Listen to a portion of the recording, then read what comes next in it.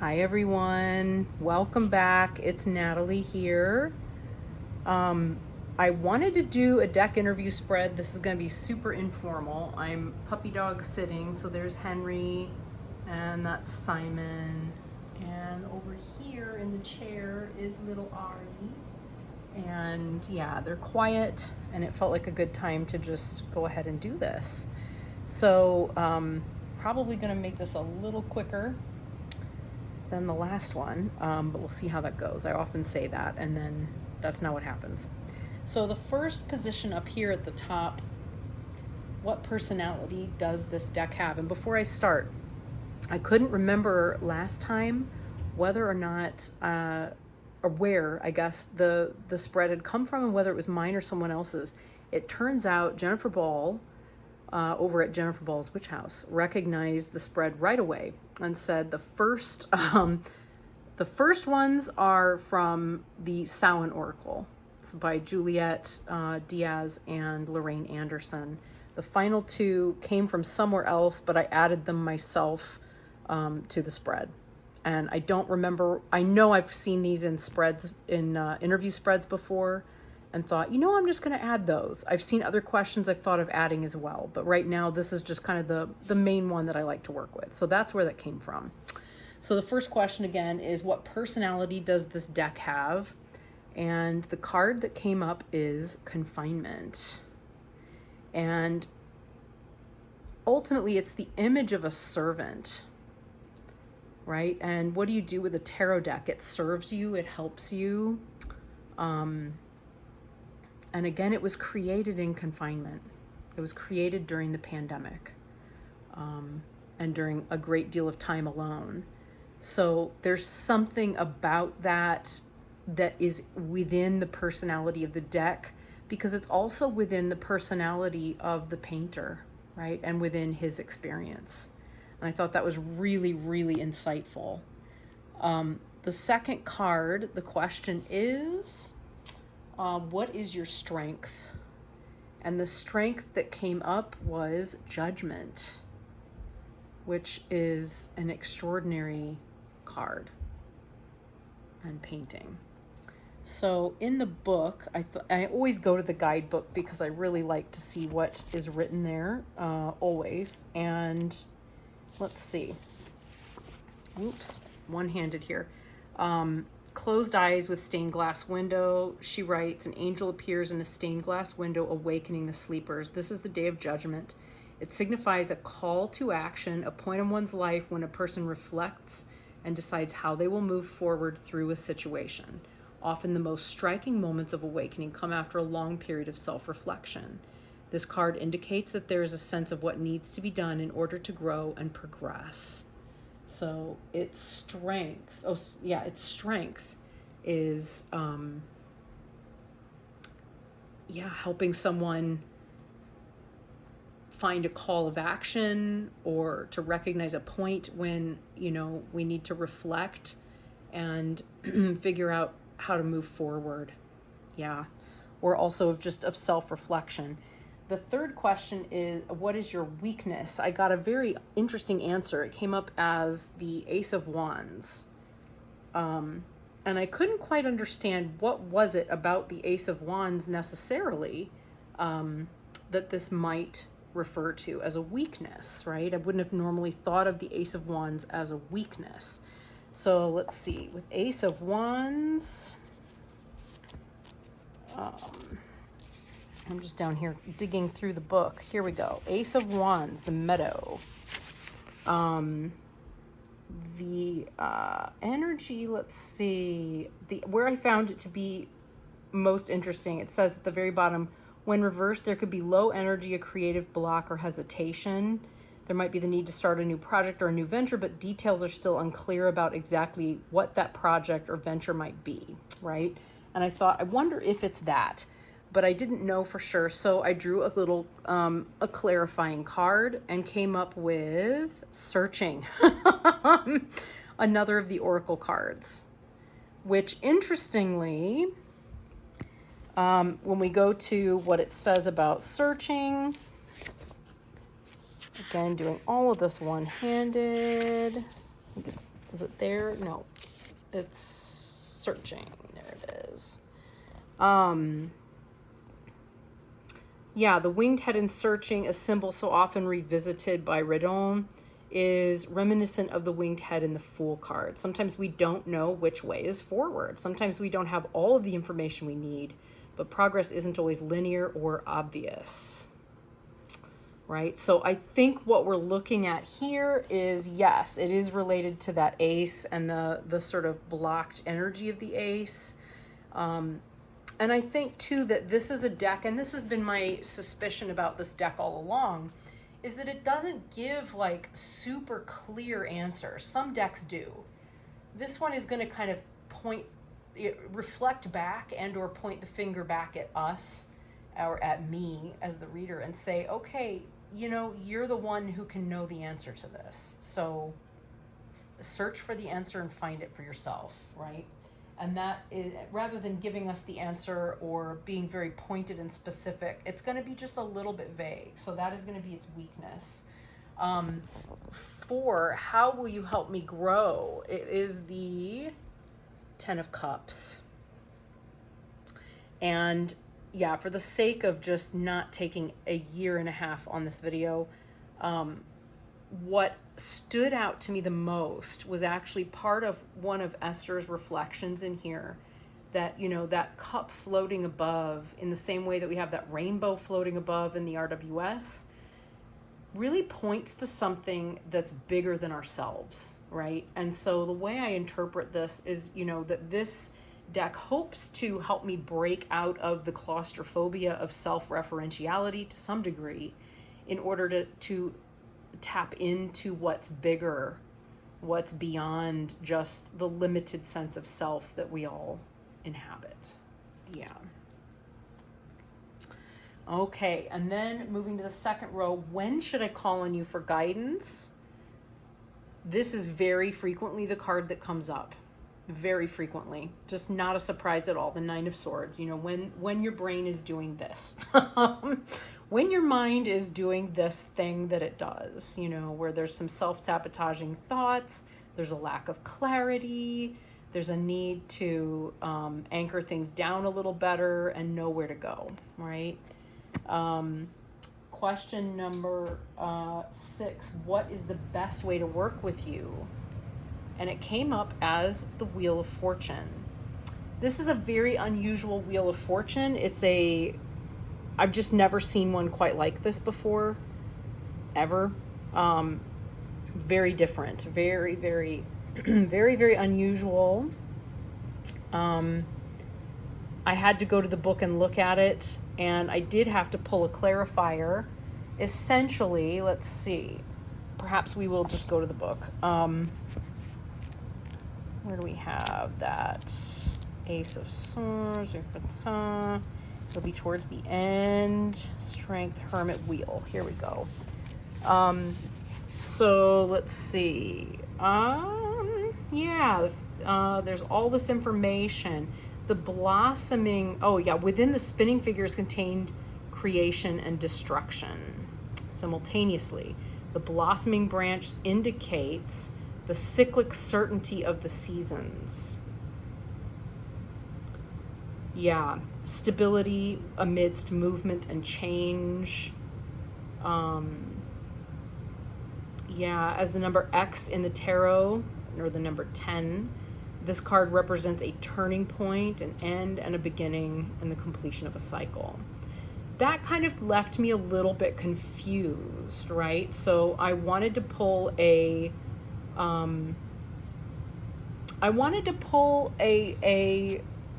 clarifier for this one, and I just read that in a new way. That's why I was hesitating. I got revealing, right, which is on the inside of the box. And what do we have here? We have, there it is, the blossoming branch that indicates cyclic certainty of the seasons. Yeah. That wasn't how I necessarily interpreted the card, however. Let's see. It seems to me that it was, you know, find, oh, as a means, work with me in order to find stability, amidst movement and change, yeah.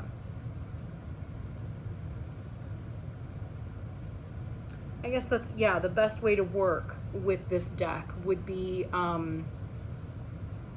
through the ups and downs of life, through moments when I'm finding myself in that moody, reflective place that I go to, which I realize now is what it is in this art that really draws me, is that kind of moody artist that's moping a little bit and romantic a little bit and, is desperate to find some kind of clarity and desperately needs to go beyond that claustrophobia of self, right? It's a good self-reflective insight deck. Perhaps more so than working with other people, maybe. I don't know. We'll find out. Oops, I already jumped it. Let's see, what will our relationship be like? It's the Two of Cups, which is a very romantic, balanced, intimate, emotional relationship. It's a painting of Dante and his beloved Beatrice. It's absolutely gorgeous. So yeah, everything in here is speaking to that part of me that's like the lonely dreamer, and that really still comes up from time to time, even now, and which maybe I feel like I need to continue to play with and explore and dive into with greater depth to understand better. Again, in service of moving beyond that kind of claustrophobic understanding of myself, which can be a little much at times. I sometimes can get trapped in nihilism or, that sort of moody uncertainty, which is unhelpful. So, So third row, what is your opinion of me? And it's the Temperance card. And that's interesting because I've said this in several videos, I'm in a temperance year this year, which I've been doing my best to be aware of and to contemplate as I deal with it, a lot of very like Wheel of Fortune sort of circumstances, and in some points Tower circumstances. The interesting thing I found here was, let's see, was it in the main part? It's Pandora just before she opens the box, a perfect balance between before and after. This composite image shows that she stands on the ground with water surrounding her, indicating a need to stay grounded, but also in a state of flow. Her robes reflect the colors of her surroundings, blue like the water, and the white like the flowers and clouds. In the distance, there's a path through a village reflecting a journey through life. Temperance is ruled by Sagittarius, and I'm a Sagittarius. So yeah, the keywords are patience, purpose, balance, and moderation, and what Esther writes was really interesting, there was something in here,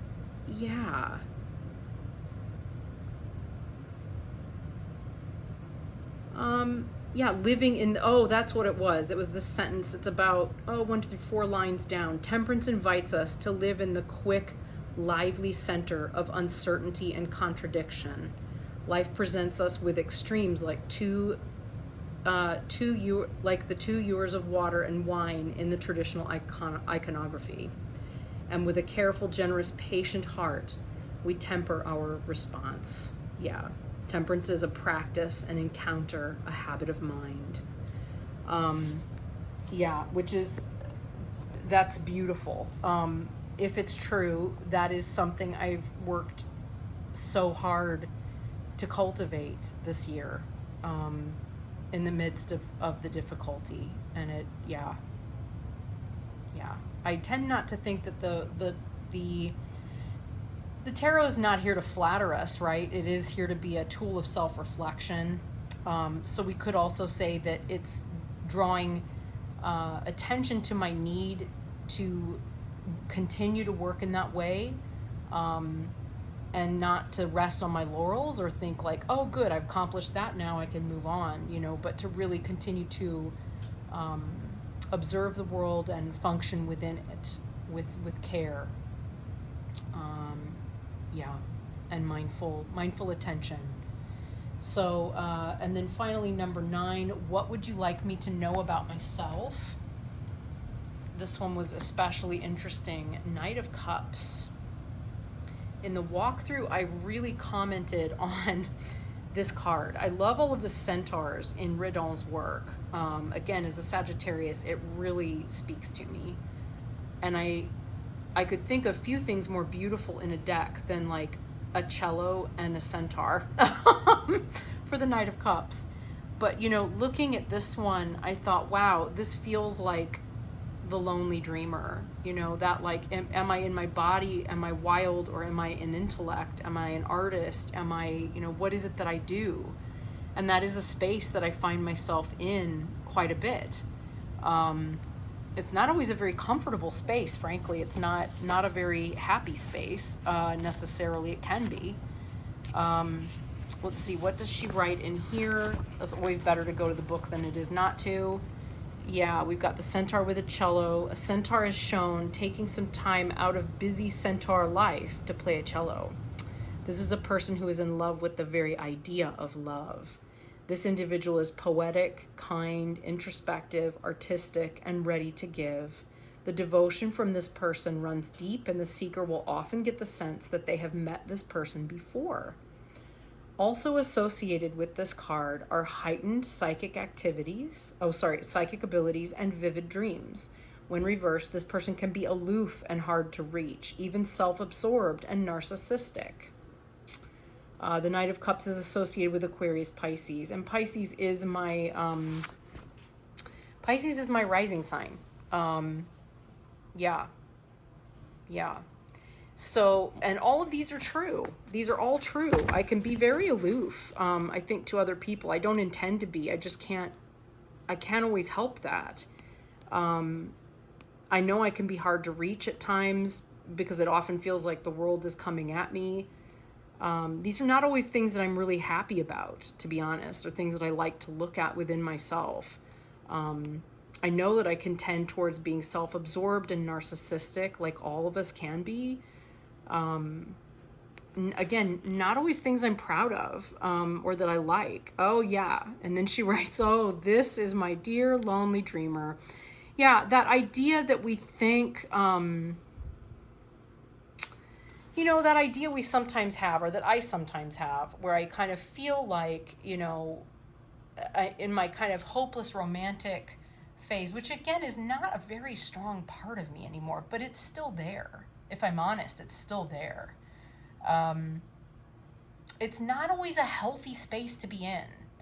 There are ways to take those qualities and again, like evolve beyond the self with them, right? To a place that's more altruistic.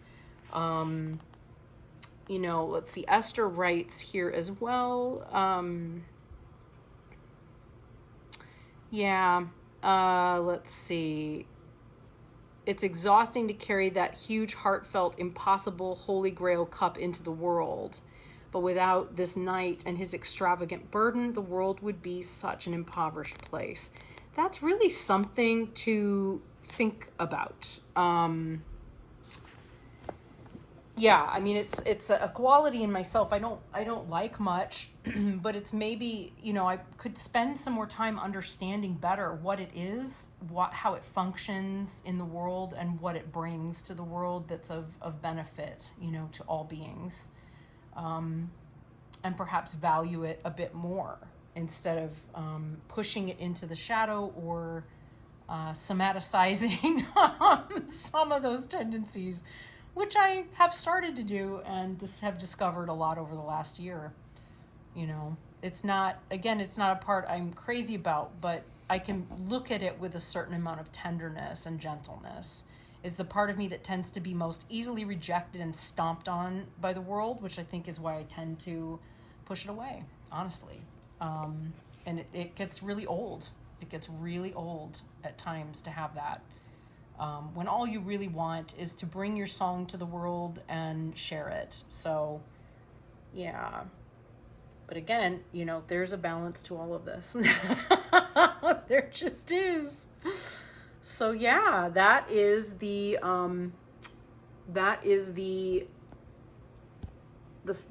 interview spread that I just did with the Lonely Dreamer Tarot. I love this deck. I'm thoroughly enjoying it. And I'm ever so glad that I got a copy of it. So fun times. All right, friends, I will see you again in the next one. Thank you for sticking this one out, and I will see you again soon. Bye.